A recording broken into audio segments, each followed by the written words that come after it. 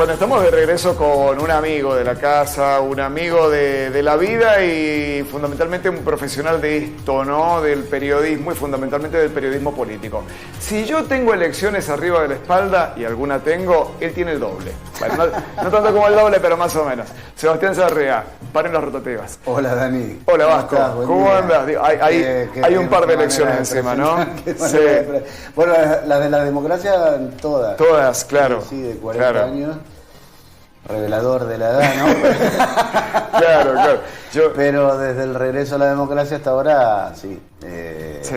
Y la verdad es que no se vivía un momento como el de ahora. Yo no recuerdo un momento de ahora tan bisagra como que se vivió. De tanta efervescencia, sí, ¿no? Sí, como que se vivió ayer, ¿no? ¿Viste que Máximo Kirchner había dicho que le hacía acordar a la elección del 2003? Sí. No, es incomparable, pero sí da esa sensación, ¿no? De que es una bisagra, eso sí. Sí, claramente fue. Y Máximo es muy joven. A mí me hizo acordar a la del 83. Claro. En la cual también estábamos llegando y hubo uno que se almorzó la cena también. Mirá, justo. Sí. Sí. Pero también había como un país en efervescencia. Hubo elecciones más y menos relevantes. Probablemente Máximo lo decía por su aspiración a que quien ganara el balotaje se bajara, como pasó en el 2003. cosa que no ocurrió ni ocurrirá, por supuesto. Y él lo tiró medio como una... Sí. Veníamos de una destrucción y ahora estamos en una destrucción. Claro. Y hay puntos en contacto. Ahora, como esto, con el ministro de Economía, sí, candidato, el actual ministro de Economía, sí, con la situación, vamos a decir, si trazamos una analogía de la economía de aquel 2003 con esta, que bueno, endeudada, quebrada y demás, pero hoy tenemos en campaña al ministro de Economía actual. Y que el ministro de Economía actual es como si dijésemos que en la época de la Rúa hubiese sido el ministro Cavallo, el candidato Cavallo. O Machinea. Claro. Sí. Eso es lo insólito, ¿no? Que el actual ministro de Economía se haya mostrado competitivo como lo estuvo. De hecho, ganó. Y de hecho rompió los pronósticos. Yo creo que nadie... Hubo una sola consultora, ¿viste? La brasileña esta Atlas Intel que había hecho este pronóstico, pero me quiero detener en eso que querés, que dijiste, me parece que es un datazo eso. ¿Qué te parece que hizo Massa para generar esta candidatura en el peor de los escenarios? ¿Qué has identificado en Massa que lo puso en el lugar que hoy tiene? Varias cosas. Pero también hay errores no forzados del otro lado. Los que jugamos al tenis no juega solo. Sabemos que claro, en cualquier contienda hay errores forzados y errores no forzados. A mí me parece que Milei cometió muchos errores no forzados. Es decir, este freno que ahora muestra de tratar de convocar a gente no de su fanaticada, ¿no? Como tiene que hacer para una instancia como el balotaje, probablemente lo tendría que haber hecho después de la elección PASO, que lo entronizó en 30 puntos, y a partir de ahí inició una carrera desaforada, Milei, ¿no? Y ese efecto miedo, que es el que parece haberse impuesto hoy, ayer, con gente que salió espantada, ¿no? Salió espantada ¿de qué? Y bueno, de lo que pasó después de las PASO, porque después de las PASO hubo un Milei empoderado hacia arriba, pero sin freno, Todos vimos el cierre de campaña de Milei, vimos a Alberto Venegas Lynch decir que va a romper con el Vaticano, vimos a sus legisladoras decir que vamos a presentar un proyecto, decir, un desenfreno absoluto. Para renunciar a la paternidad. Para renunciar a la paternidad, es decir, cosas, refundaciones, ya no de la Argentina, sino del planeta. El otro Venegas Lynch diciendo que va a privatizar el espacio marítimo para que no se extinga la ballena. Ese fue Delgado. Berti. No, el hijo de ese Venegas Lynch nieto, que hoy es diputado nacional, porque acaba de ser electo y iba en primer término en la lista bonaerense. El propio Milei haciendo campaña con la motosierra, con ojos desorbitados. Es decir, ahora Milei claramente va a pasar al archivo la motosierra. La motosierra no se va a ver más, claramente. Sí, se vio anoche y se verá en las próximas semanas que la motosierra no en un discurso yo decía, parecía escrito para Macri. Lo pudo haber leído Macri. Hablaba del cambio. Sí, claro. Un discurso de Juntos por el Cambio. Claro, conciliador, digamos, tratando de restablecer los puentes que él mismo rompió. Sí, de Juntos por el Cargo. Claro, porque después del balotaje, Milei la emprendió contra Bullrich, a quien llamó en el debate terrorista de jardines de infantes, al radicalismo. Bueno, y siguió con el radicalismo diciendo que traicionó, digamos, ese discurso, esa verba encendida de Milei, medio como que fue un freno, representó un freno para una mayoría equidistante del electorado que pensó hasta dónde voy a llegar con Milei, hasta dónde no, hasta dónde el cambio que yo busco, porque hoy todos buscan el cambio, ¿no? Todos buscan. Ahora, luego esos errores de Milei no los capitalizó Bullrich. Bueno, déjame, ahí está, ahí es donde quiero ir, porque esos errores de Milei, del lado de Massa para mí hizo algo muy bien y creo que sería su objetivo en estas 4 semanas, que es insinuar levemente, y probablemente haya un tono más, que el cambio es él. Claro. Es decir, claro, entiendo. La gente quiere cambio. Claro. La gente quiere cambiar. Ahora, bien. ¿Vamos a cambiar tirándonos de un acantilado o vamos a cambiar desde adentro, más controlado, más de adentro del sistema, con mayor certidumbre? Eso es lo que a mí me parece que Milei, que Massa ha conseguido sintonizar, siendo el ministro de Economía. Sí. Sí, es muy extraño, pero bueno, lo dice el refrán, en el mundo de los ciegos el tuerto es rey, ¿no? Entonces... pero hubo también una batería de medidas que posiblemente era lo que alguna vicepresidenta estaba pidiendo en el 2021, ¿no? Sí, claro. Hubo un plan platita, habrá nuevos planes platitas, habrá contención, me imagino, del dólar. Hoy se juega un partido importante, Massa, porque debe romper la inercia alcista del dólar. El mercado, vamos a ver si le responde o no le responde en un ratito más, cuando empiece a abrir el dólar. Probablemente tenga una buena noticia de ese lado, porque el mercado estaba apuntando a $1.1500 el lunes, es decir, hoy, teniendo en cuenta un eventual triunfo de Milei o una ubicación expectante, que la sigue teniendo, pero no tanto. Pero claro, hoy no es el caballo del comisario. Hoy tienen que remontarla de atrás. Por supuesto que es un partido abierto, todavía se está jugando y habrá que ver cómo se mueven, ¿no? Pero a mí me parece que lo que hizo bien Massa fue eso, fue jugar al rol antagónico de Milei. Milei jugando a la motosierra, a romper todo. En algún momento se le escapó también alguna frase así, se tiene que estallar la economía que está. Sí. Y Massa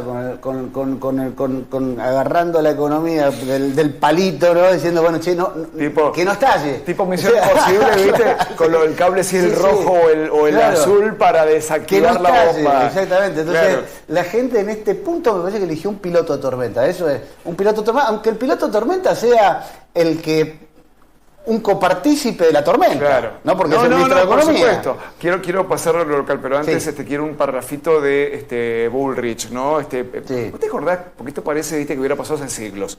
Hasta hace 2 meses, el que ganaba la interna de Juntos por el Cambio, entréguenle la banda presidencial, que es el nuevo presidente de la nación. Sí. El resto no jueguen, ya está. Si gana Bullrich, es Bullrich. Si gana Larreta, es Larreta. Sí. Bueno, a mí me pareció un error táctico de Macri. Vamos a decir, de saltarle con una candidatura como la de Bullrich para bajarle el precio a Larreta. Larreta era el candidato del pueblo, digamos, era el presidente, y si hubiese sido Larreta, el candidato no le hubiera pasado lo que le pasó a Bullrich. Por supuesto es incomprobable, pero Larreta es un dirigente más probado, mejor rodeado, con una gestión avalada por la gente en Ciudad de Buenos Aires, un gestor, un tipo, digamos, con sus oscilaciones, por supuesto, pero una persona que más preparada. Bullrich se la vio muy oscilante, muy perdida.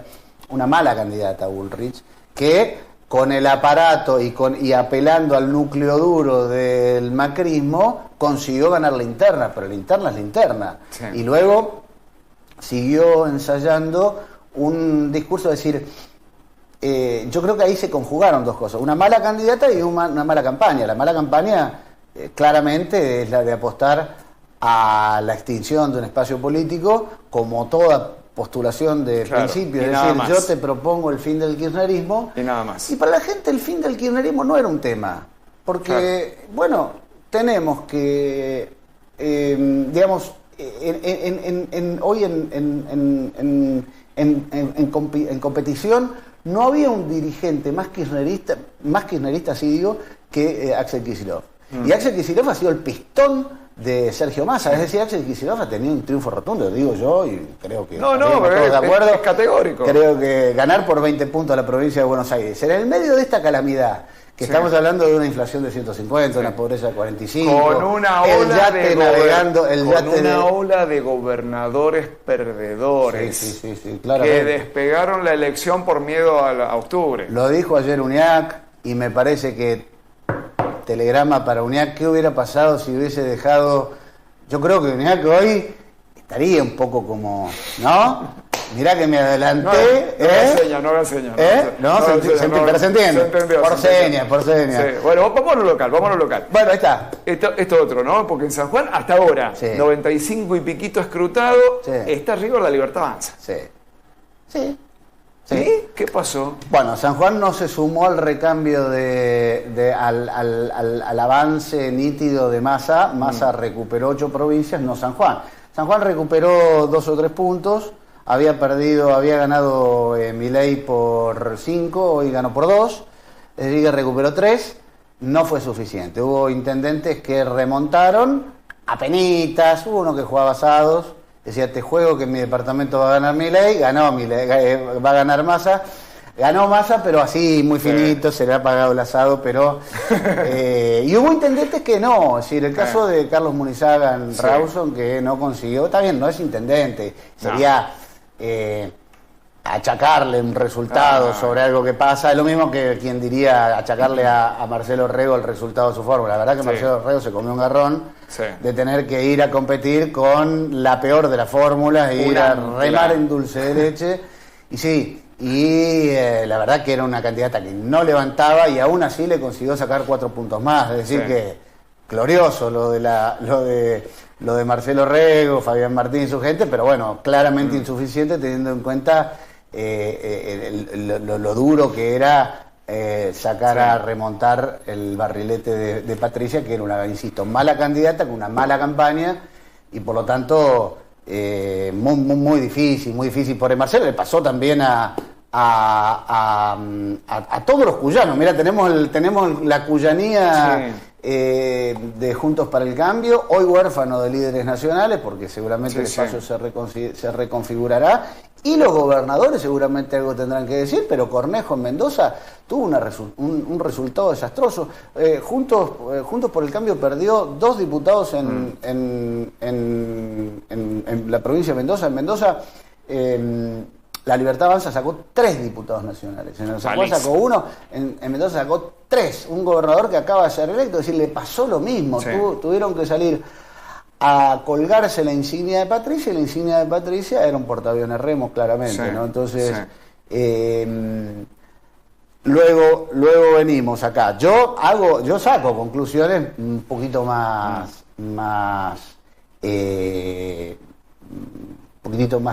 lejos, ¿no? Y digo, ¿te acordás que febrero o marzo hablábamos de cuándo será la fecha de elecciones? Sí. Bueno, yo creo haber escrito incluso. Y si las dejamos vamos a decir, si a Uñac lo baja la Corte. Sí, señor. Vamos a hacer búsquenlo, porque está. Me acuerdo. Si a Uñac lo baja la Corte, ¿qué pasa si pone las elecciones simultáneas? Con Nación. ¿Qué pasa? Bueno, a Uñac le pasó que estaba navegando sin instrumentos porque las encuestas que recibía eran imprecisas, teniendo en cuenta que él pensaba que adelantando mucho iba a tener un beneficio que podía ganar. La ecuación hoy, con el diario del lunes... Sí, fue la contraria. Claro, che, mira, si vas a perder igual, bueno, perdés el 27... el 22 de octubre tenés una transición de 2 meses, controlable, sin embargo, quedó con una transición de 7 meses, eterna, desgastante, espantosa, y un premio consuelo, que es esta banca de Senado para Sergio, pero que hoy, visto a la distancia, podría haber sido distinto. ¿Qué hubiera pasado si tenías un Milei competitivo, como fue este 22, y una oposición dividida en dos? Claro. Entonces probablemente, teniendo en cuenta que San Juan reelige con un solo voto, no hay balotaje ni nada, hubiese estado muy competitivo para renovar y no tan lejos como ocurrió en julio. Con el diario del lunes. Con el diario del lunes, pero algún pajarito que comentaba aquella estrategia que fue claramente... Puedo decir que se bajaron del barco muy pronto. Claro, sí, iba a tirar una metáfora, iba a tirar otra metáfora. No. Pero sí, tuvieron... yo creo que pagaron por no tener un instrumental óptimo, adecuado. Sí. Marcelo, ¿no? Que es el otro tema. Sí. Marcelo, pobre. La verdad que un castigo, una cosa. ¿No? Es decir, yo creo que hoy hay un de Sergio y un de Marcelo también, porque Marcelo, sin haber salido a la cancha también, gobernador electo, sabe que asume el 10 de diciembre, sabe que necesita las manos levantadas en el Senado, y tener que llamarlo a Sergio Uñac para decirle, che, mira, ¿por qué no votás esto y otro? La verdad que es un incordio. Pero pueden llegar a entenderse. Lo que yo me pregunto y te pregunto, así como para cerrar, es que, ¿cómo lo imaginás a Orrego en estos 25 días frenéticos entre Massa y Milei? A Orrego me lo imagino jugando por lo bajo, pero ya si tuviese que aconsejarlo, le diría, hablen con Massa. Sí. Hablen ya con Massa. Porque Massa... Que no es lo que le han dicho en Buenos Aires a Orrego, ¿eh? Bueno, él sabrá si sigue las orientaciones de lo que le vienen diciendo de Buenos Aires o sigue su propio instinto y su propia conveniencia. Por supuesto. Porque él es gobernador electo. Y yo digo, Massa, ¿es uñaquista? No. Massa, ¿es giojista? Perfecto. Massa, ¿qué es? Quiere ganar Massa. Claro. Perfecto. Entonces, y después será de la escudería del gobernador de turno. Y el gobernador de turno es Marcelo Orrego. Y Marcelo Orrego además tiene una historia con Massa. Por supuesto. Es decir, tiene vasos comunicantes, como tiene dirigentes que juegan cruzados. Es decir, qué sé yo, podemos citar algunos Rawson, vamos a decir, por decir así. Actuales Rawson, que han tenido una... Bueno, tiene vasos comunicantes y además provienen de sectores parecidos, tienen muchas cosas que se van a entender fácil y rápido. Y Massa, como presidente, me parece a mí que va a dar juego al gobernador, incluso siendo del otro palo. A mí se me ocurrió decir incluso que a Marcelo le convenía más Massa que Bullrich. Y esto que haya surgido con fuerza a Massa me parece... claramente para Marcelo Orrego un alivio, porque la hipótesis de jugar una gobernación con una presidencia incendiaria, digamos, con la economía puesta en juego todos los días, en la diaria, que el dólar, que la dolarización, que la coparticipación la vamos a anular. Les ha provocado mucha angustia. Y por supuesto. Mucha incertidumbre. Y por supuesto. Entonces, que haya aparecido dentro de los males, que se va la candidata de su escudería, que es Patricia Bullrich, ahora... hay un juego abierto. ¿Quién de Juntos por el Cambio va a levantar un dedo, va a llamar a Marcelo Orrego o a Cornejo o a Poggi y decirle, che, a vos te conviene tal cosa? ¿En nombre de qué? Claro. Si el que tiene que gobernar es el... No, y además, ¿quién es el líder de Juntos por el Cambio a nivel nacional? Por eso digo que Patricia. ¿Patriqué? Ya está, Patricia. ¿Patriqué? ya está, Patricia Vasco. Un placer como siempre. Como siempre, no. Che, el martes, El martes. A lo mejor te invitamos hay un tal par en las rotativas, los martes de 21 a 23 acá. La seguimos. En Canal 13. Y en Tiempo de San Juan, por supuesto. Muchas gracias, Vasco. A vos, Dani.